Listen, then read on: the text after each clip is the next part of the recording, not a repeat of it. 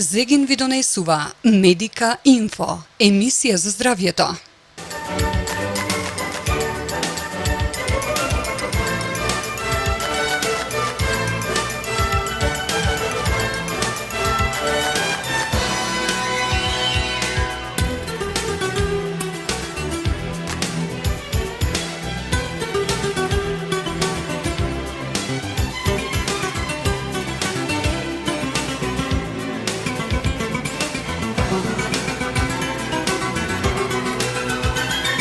Може би здравјето и не е се, но без здравјето за сите се ќе биде ништо. Новото издание на Медика Инфо е пред нас, интересна содржина, одличен соговорник, најавуваме за наредниот временски интервал кој што го посветуваме повторно во служба на нашето здравје.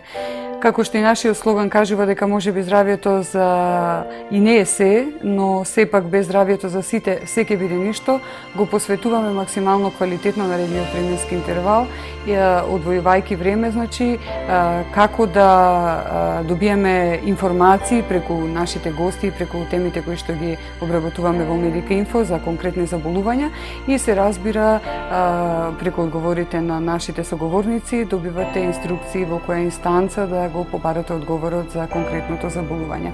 За денешната Медика Инфо одбравме тема од областа на психијатријата. Со таа цел во нашето студио е доктор Јулија Василевска, психијатар.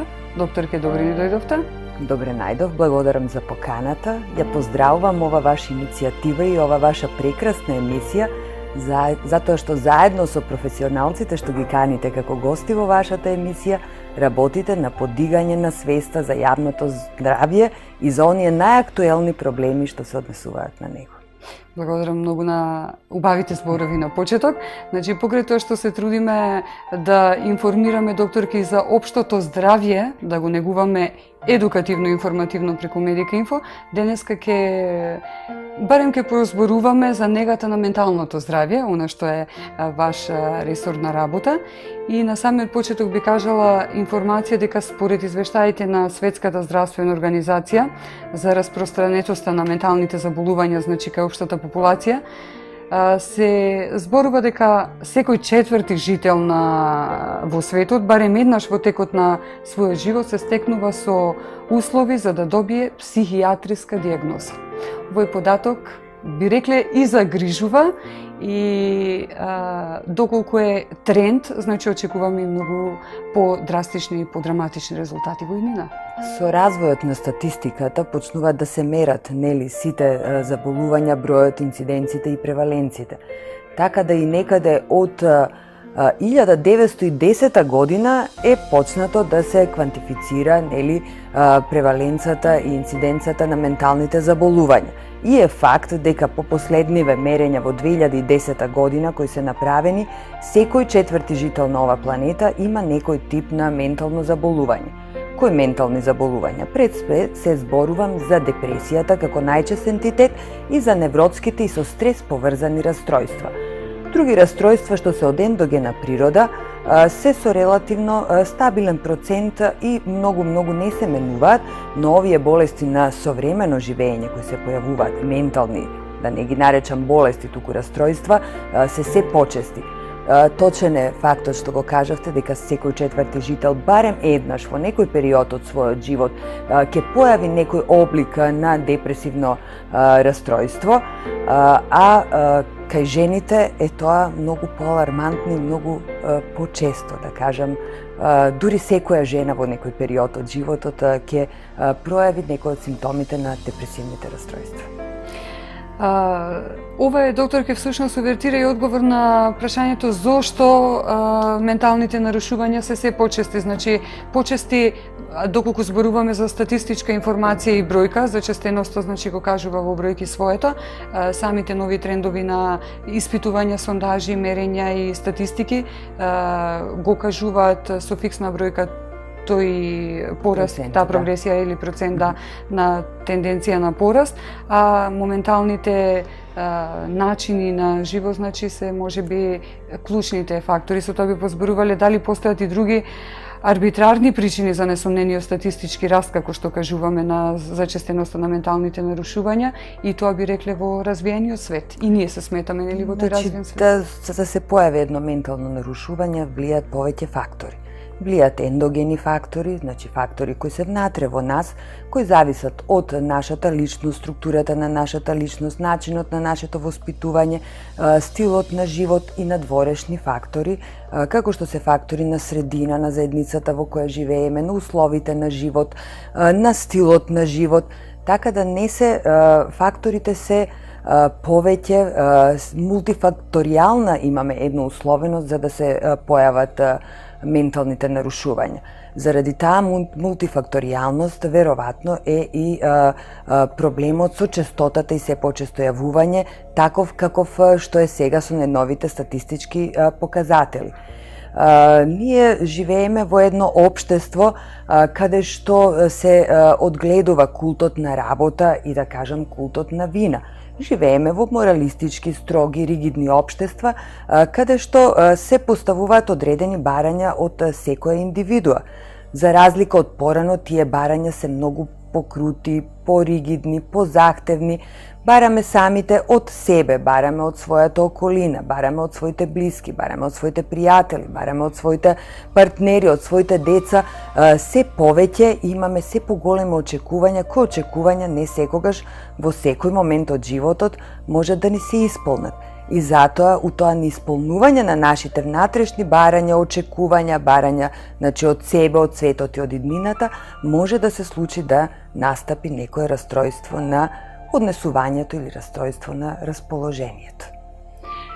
Општ заклучок покрај статистиката мораме да ја споменеме, значи неминовно и во следното што сакам да ве прашам, докторка.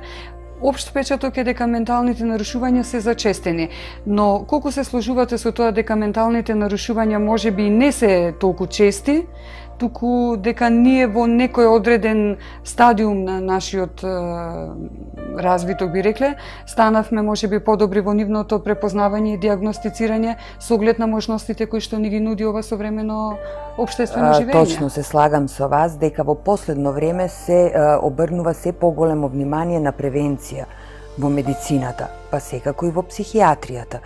Бидејќи самите ментални нарушувања по својата природа се такви да работоспособноста, концентрацијата кај човекот ја намалуваат неговата животна сила, интересот, концентрацијата, работоспособноста, се обрнува и поголемо внимание на превенција како не би дошло до поголеми последици каде што би го изгубиле човекот, индивидуата како работоспособно битие.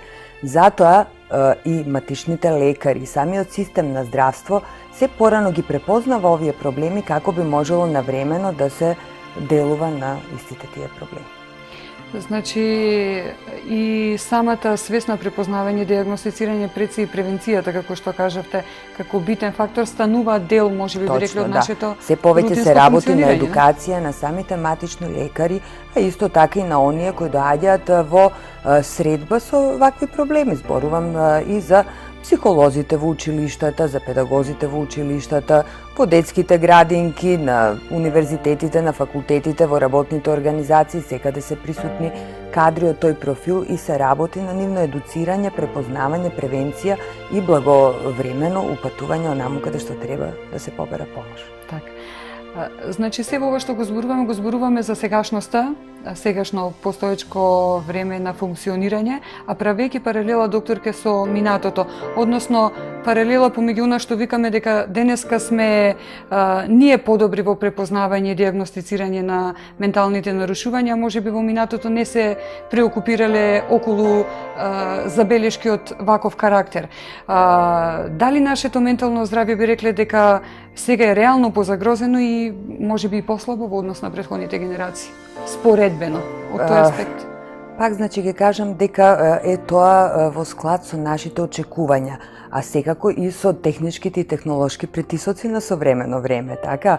Сега немаме толку време за релаксација, немаме толку време да се одвоиме време за приватниот живот, баш заради тоа што сме оптеретени со технолошките достигнувања, со мобилна телефонија, со достапност во секое време, со мрежи на комуникација, каде што пак се бара почеста достапност.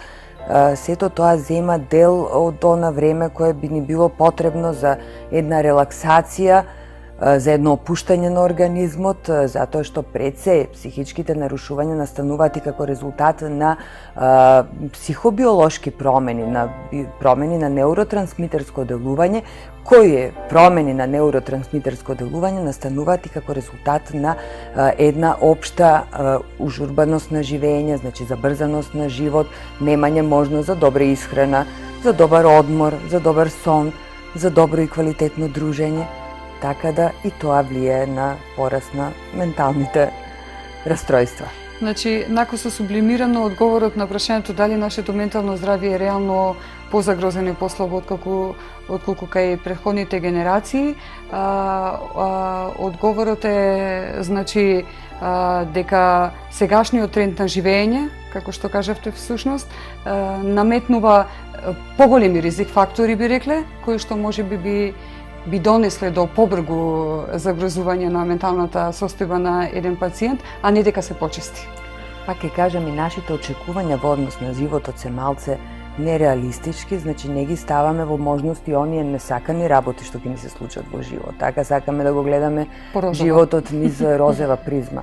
И претходните генерации поминувале низ болести, поминувале низ епидемии, пандемии, поминувале низ ратови, низ војни и низ што се не, така да сигурно тие биле засегнати од таквите тешкоти на живот. А сега ние во времето на толкави технички, технолошки достигнувања, на големи удобства, нели се соочуваме пак со зголемена анксиозност. Значи била и ќе биде, меѓутоа како ние сето тоа да го надминеме и да се адаптираме на овие промени и да се сочуваме малку самите себе. Да се заштедиме од секој невијето. Ке кажеме, докторке, во продолжение на нашата Медика Инфо, значи, ако на почетокот ги набројавте од прилика најчестите ментални нарушувања со кои што пациентите се обраќаат кај вас, не кажавме на почетокот, значи, работите како психијатар во јавната здравствена установа Општа болница од Охрид. Ке ве прашам во продолжение дали имате многу работа, несомнено според релаксираноста на со која што упатувате да одговорите на нашата денешна тема, ваша веќе рутина во секојдневното работење, се надевам дека истата релаксираност ја пренесувате и на нашите гледачи во моментов.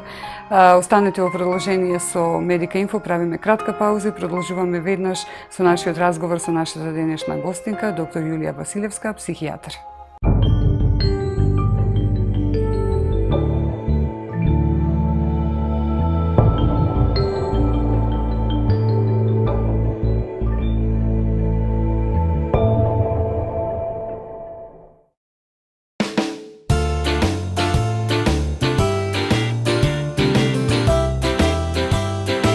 Мемофлаш со гинко билоба. Макси формула за концентрација, енергија, подобро помнење и освежување на мозокот кај лица изложени на зголемен умствен и физички напор, студенти и повозрасни лица. Мемофлеш, подобра мозочна циркулација. Зегин, ваша семејна аптека. Зегин, аптекарски бисер на Македонија.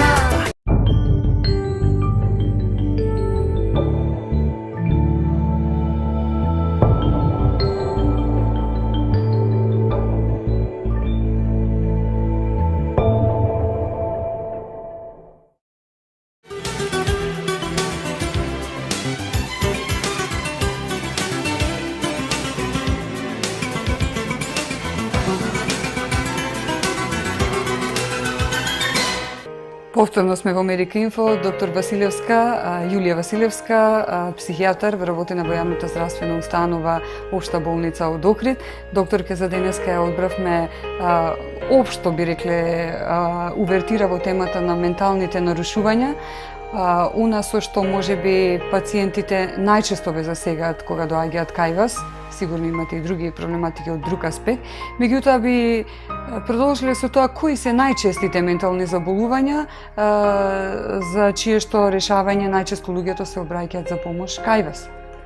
Значи, како што реков, пред малку најчесто се обраќаат и најголема категорија на пациенти е заради невротски со стрес поврзани расстройства и зарад депресивна некои од типовите на депресијата.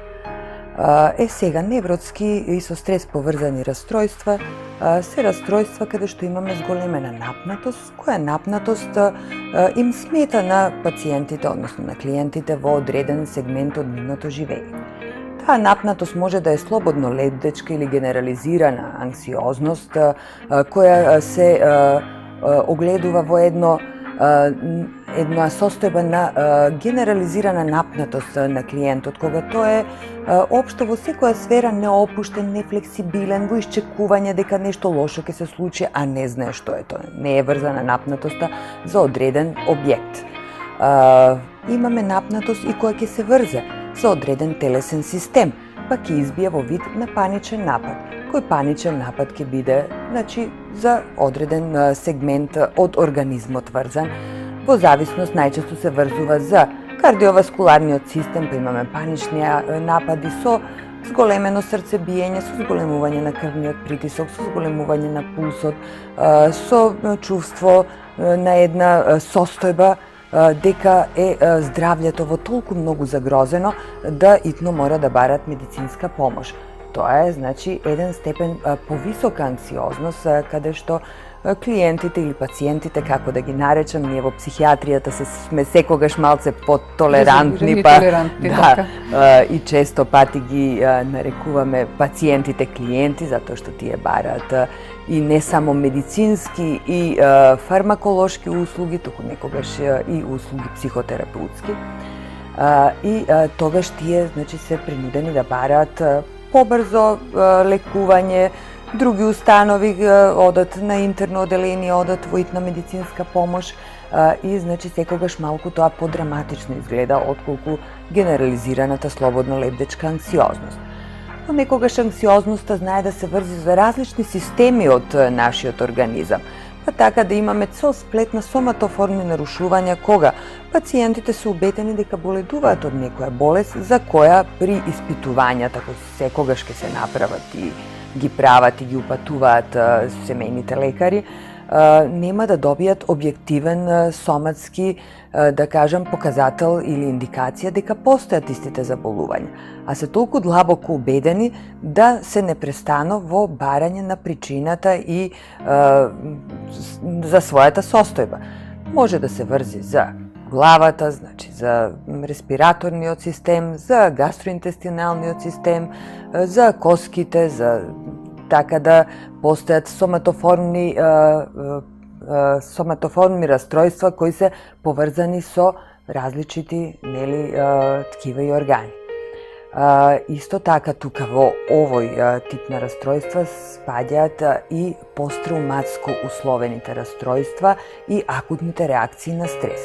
Секогаш, некоја акутна реакција знае кај различни индивидуи во различен опсег, обем да даде различно ниво на анксиозност, па според тоа и така ги рангираме. Меѓутоа, често пати знае после било каков губиток или стрес да се јави одредено ниво на анксиозност која некогаш и заслужува внимание од страна на психијатар или лекар.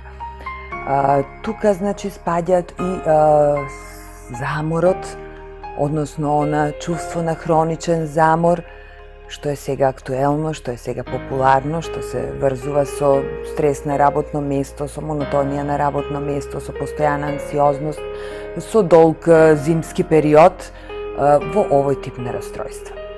Наспроти овие, за едно ниво, да кажам, посериозно, подлабоко е депресијата како таква.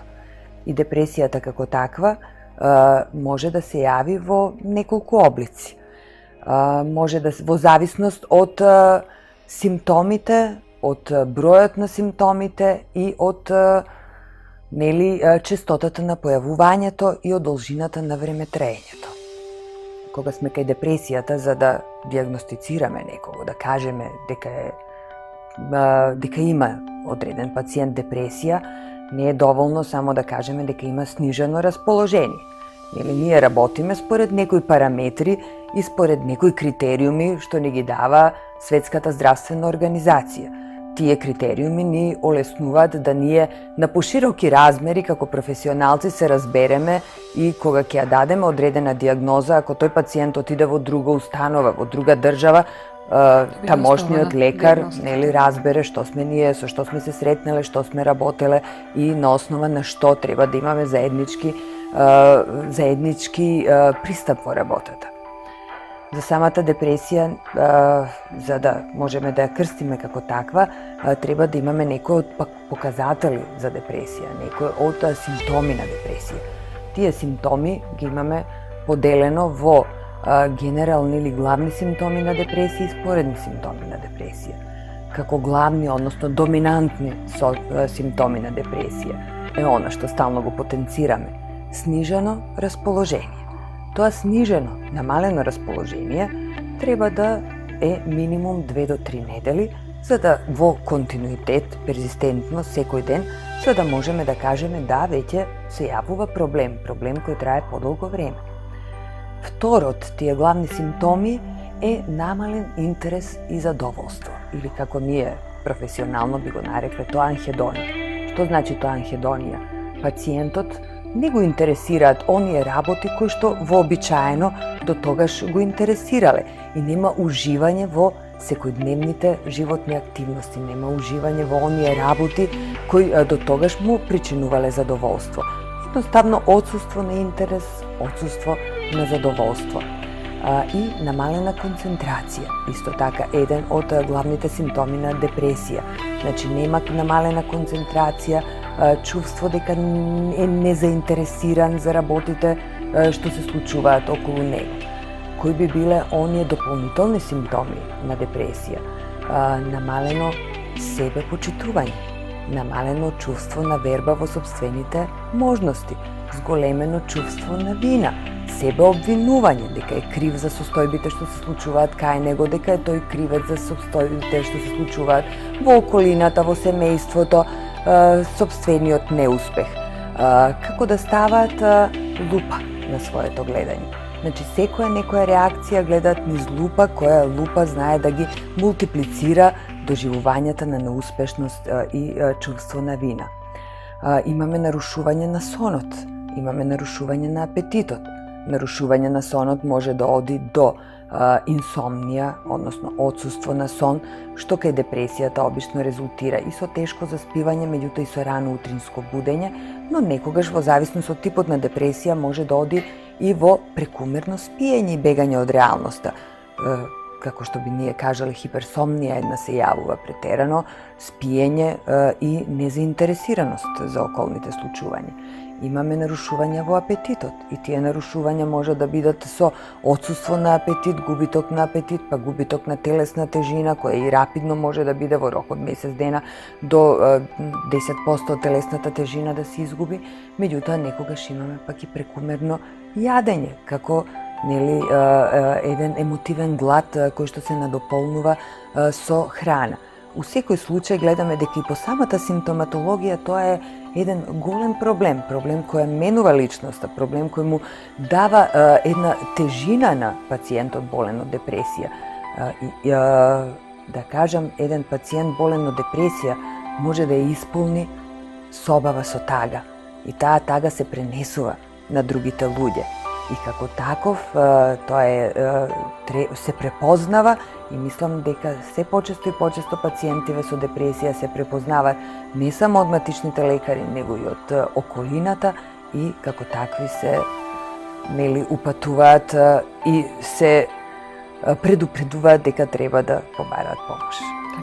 Неслучајно ве оставив како целина да ги образложите последователно сите почести, би рекле, ментални заболувања со кои што пациентите најчесто се обраќаат кај вас секојдневно, ги објаснавме нивните симптоми и накуса што представуваат.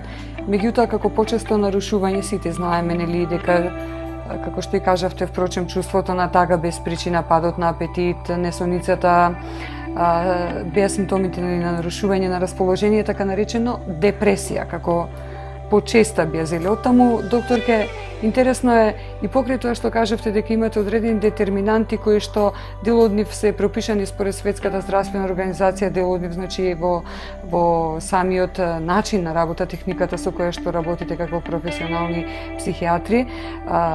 Би кажале дали може да се одреди која е границата помеѓу тагата, затоа што често знаеме нели во слободна пракса да кажеме депресивно се чувствувам.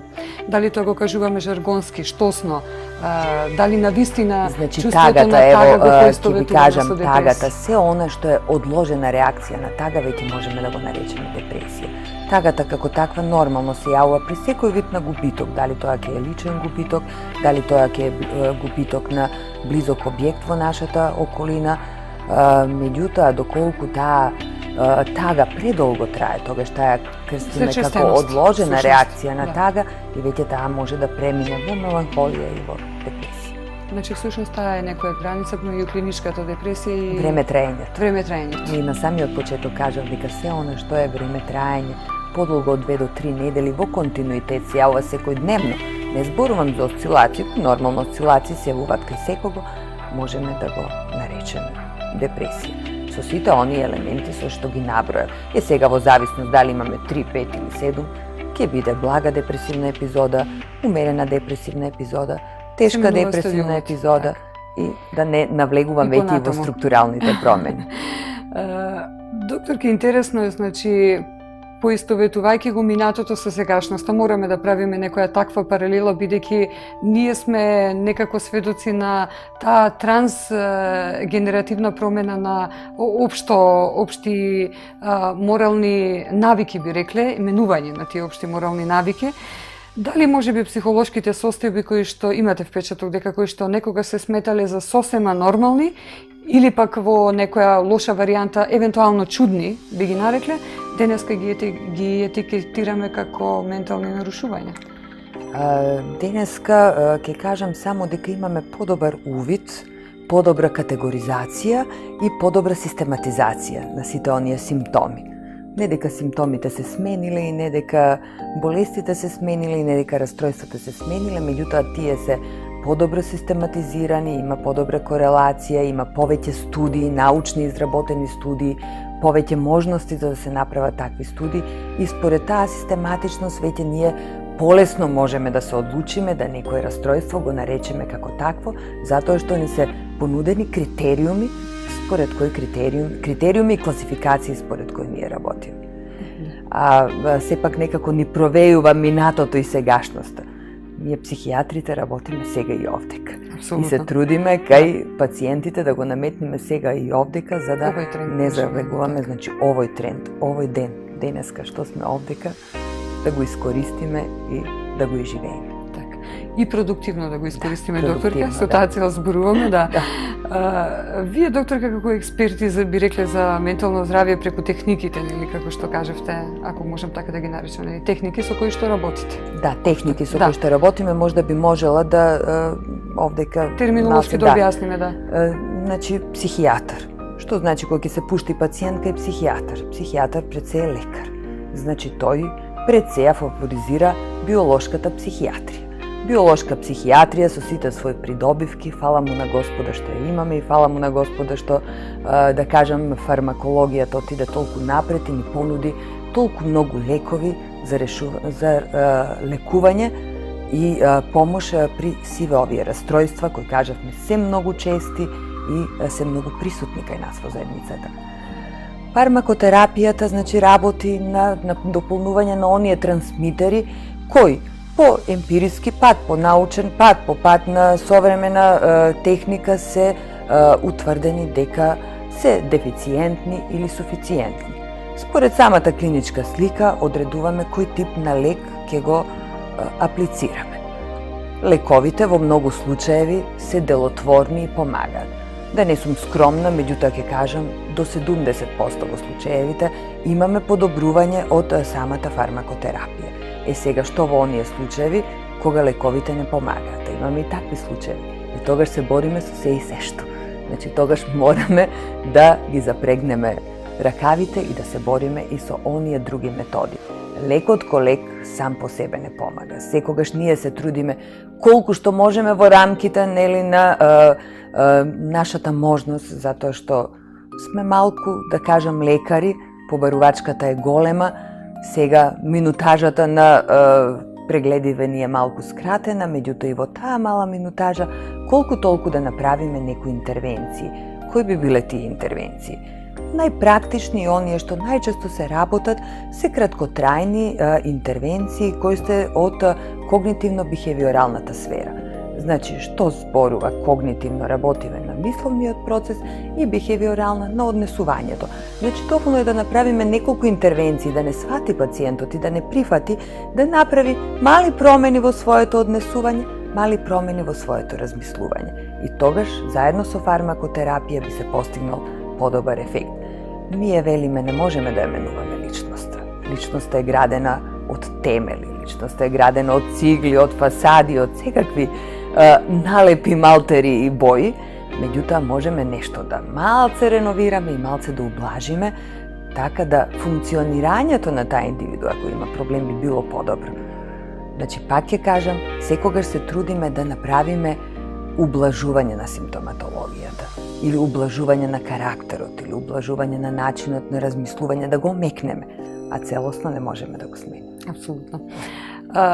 Друга од вашите бенефити на вашата работа и служејќи се со помош на техниките, сега веќе кажавте отприлика со како вид на техники се служите при вашето работење. Пример, ево би рекле, би можеле како стручњак во ваша работа да направите разлика помеѓу палаво дете и дете со хиперактивно нарушување на вниманието. Станува збор за всушност поистоветување на поимот, што секојдневно го користиме. Ние во секојдневниот жаргон, во народскиот жаргон се поистоветува. Меѓутоа, вие како стручњак можете да направите паралела и би рекле сепарирање на двете одредени состојби, односно палавост и состојба на хиперактивно нарушување на вниманието. Но дали објективно би рекле, покрај тоа што го начнавте веќе, ми беше тема на следното прашање, значи кратките прегледи со минутажа кои што веќе сега со новиот систем на мој термин се врзани, а спецификата на вашата работа не дозволува ограниченост на време траењето на сеанса, би рекле, со вашиот пациент. Објективно, дали доктор ќе може да се добие помош само кај вас?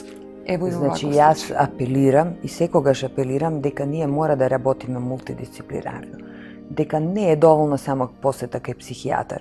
Психијатар сам по себе, без подршка на психолози, на социјални работници и дефектолози, тука значи немаме добар успех од работата. Затоа, ево, кога сме веќе во детскиот развој, се повеќе акцент се става и во училиштата на овие развојни расстройства, кои за жал се почести, многу почести, од хипокинетски расстройства, од она што ја нарекуваме minimal cerebral brain dysfunction, каде што се јавува една успореност и успорено учење кај дечињата, од аутизмот во сите своји фантастични облици кои се многу разновидни во последно време, а кои се почесто се јавуваат во детската, во развојната возраст, самиот факт и самиот пораст на тие проблеми зголемија едно ниво на свесност и кај самите психолози и педагози и просветни работници. Така да ја мислам дека дел од програми за препознавање и за работа веќе и таму се прави, и дефектолози. Нели сега има иницијативи за отварање на специјални паралелки каде што ќе бидат вработени поголем број на дефектолози, поголем број на оние што ќе работат со овие проблематични деца. Зошто? Затоа што палаво дете е дете, така секое дете е палаво. И само по себе детството како нели развоен период си носи палавоста, затоа што активноста, она потребата за да се спознае светот, а како ќе се спознае светот ако не сме палави и радознали? Треба да го видиме светот низ своја призма, низ свој аспект. Меѓутоа, што е проблемот кај хиперактивни деца? Кај хиперактивни деца палавоста не е како резултат на да кажам, радозналост, туку е биохемиски процес каде што имаме намалено внимание. Поголем проблем е смаленото внимание отколку хиперактивноста. Затоа што заради смаленото внимание тие дечиња немаат доволно сконцентрирано внимание кон одредена тема и затоа не може да ја совладат, не може да ја научат. И затоа тие се префрлаат од еден објект на друг објект, на трет објект, без да се задржат доволно долго за да го спознаат, да го инкорпорираат во себе одреден објект или дел од игра. Тие деца се препознаваат во игра. Темпераментно дете ќе се скара, ќе се зачепка со други деца, меѓутоа ова дете секогаш ја растуре играта и е многу приметливо, затоа што тоа ќе почне да се игра со коцки, па за 2 минути ќе му досадат коцките. Нема доволно внимание. И затоа е тука многу битно да се истестира кај психолозите тоа внимание, колку може да се задржи, колку може да се фокусира, затоа што во тој случај постојат одредени медикаменти кои може да се дадат за да се поткрене таа супстанца која е одговорна за вниманието и за да се малце нивното внимание подобри, а со самото тоа и радозналоста намали, нели хиперкинетското расстройство. Хиперактивните деца или палавите деца, кои што пред малку ги спомнавме, можеби влегуваат во онаа порана детска фаза на возраст, а следната веќе по категорија на возраст и поранливост, би рекле тинеџерскиот период. Дали се почестата, докторке, анксиозност особено изразена можеби во овие временски услови кај тинеџерите, представува само реакција на општествените промени кои што ни се случуваат? Ова ми е секогаш слабост кога зборуваме за тинеџерите. Неслучајно го Чива е слабост? Дали е слабост на тинеџерите или слабост на родителите? Некако и ние како родители, како да не сме свесни, немаме доволно трпение за тој еден многу битен период во адолесцентната возраст, во развојната возраст. Затоа што тој сам по себе, со сите промени што ги носи, е еден од најбурните периоди во животот.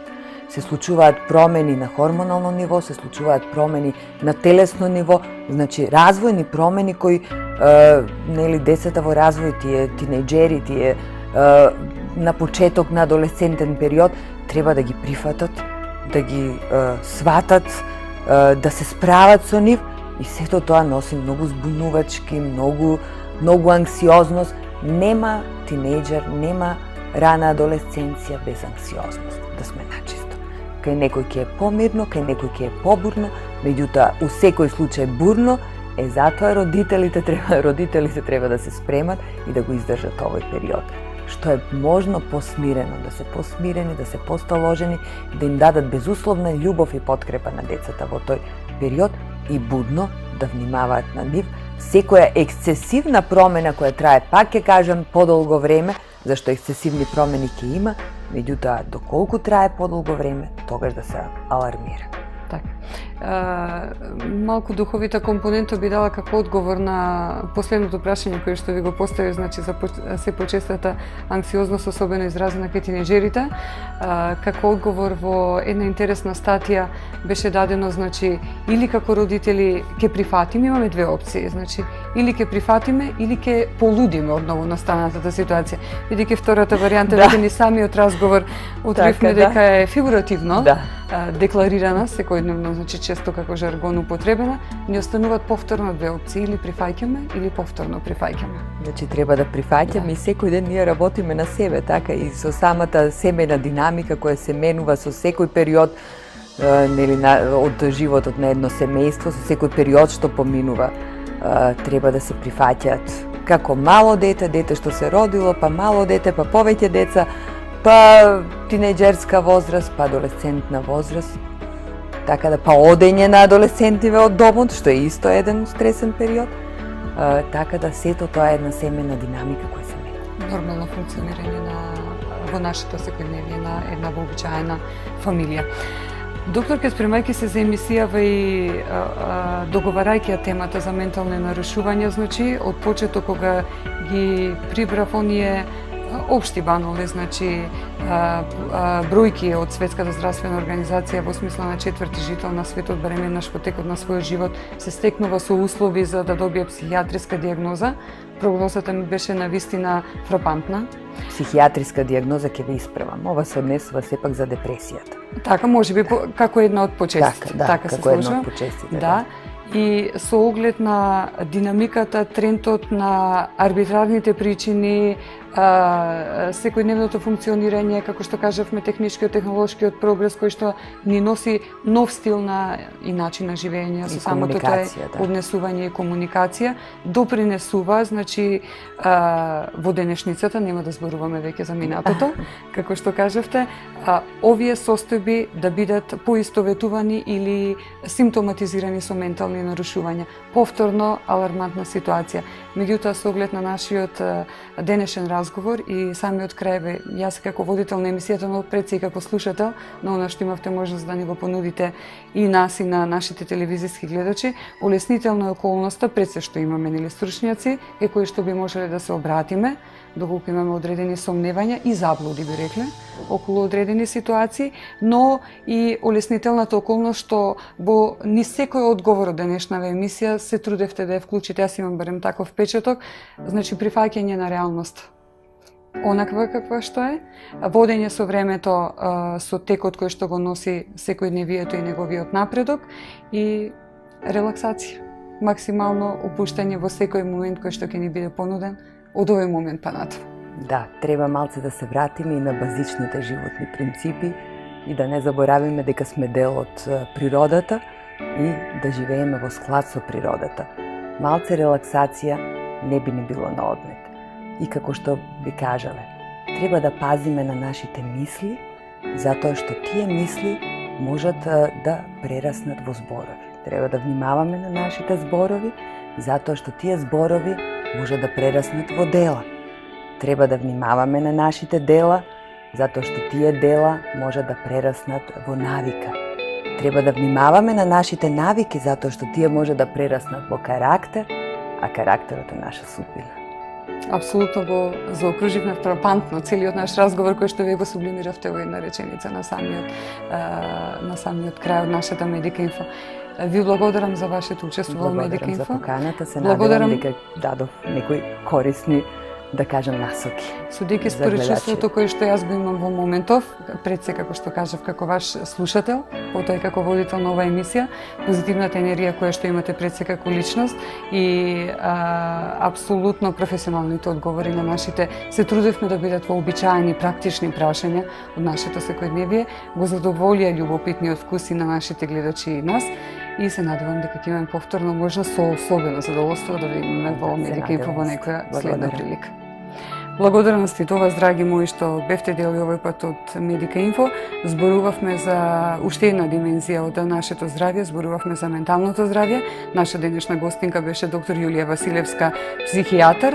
И на самиот крај, ставајќи го и менталното здравје како склоп од нашата општа здравствена состојба, повторно ве оставам со нашиот слоган дека може би здравјето и не е се, но без здравјето, а особено без менталното здравје, чистата мисла, ведриот дух и позитивната енергија се ќе биде ништо и во наредниот момент.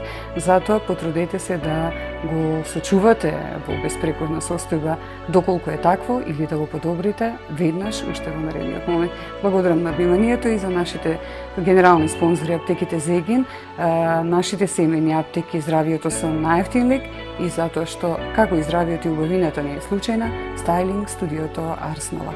Секој добро и пријатна вечер.